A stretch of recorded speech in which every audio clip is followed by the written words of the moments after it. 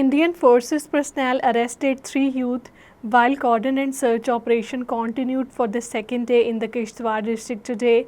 The Indian police arrested a youth identified as Munib Mushtaq Sheikh at the X-ray point Ganeshwal, Islamabad district with the help of the so-called facial recognition system. All parties Hurriyat Conference has said that the BJP-led Indian government has snatched all fundamental and constitutional rights and the freedoms of the people of the occupied Kashmir. APHC spokesman Advocate Abdul Rashid Minhas in a statement in Srinagar deplored that the BJP regime is using the military, police and the intelligence agencies to intimidate the Kashmiris into submission.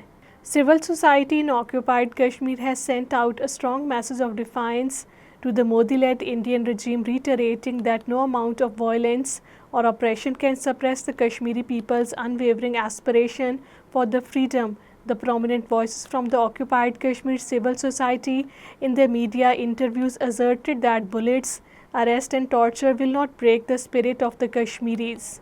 Indian police detained several senior Congress leaders, including the Congress occupied Kashmir President Tariq Hamid Kara and the Secretary Ghulam Ahmad Mir during a peaceful march in the Jammu, demanding the restoration of the statehood to occupied Kashmir. The march, held under the banner Hamari Riyasat Hamara Haq, was a part of the Congress mobilization ahead of the monsoon session of the Indian Parliament. Authorities have imposed strict restrictions in the Baramulla district.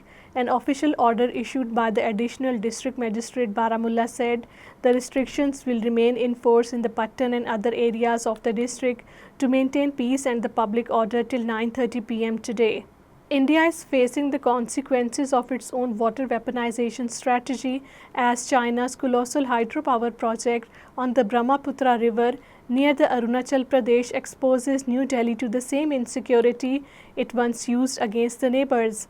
$168 billion mega dam set to become the world's largest could drastically alter the river flows, affecting millions in the India's northeast. Monsoon session of the Indian Parliament began on a stormy note as both the Lok Sabha and the Rajya Sabha were adjourned within minutes of convening following a ruckus by the opposition members demanding a detailed discussion on the Pahalgam attack and the Operation Sindoor.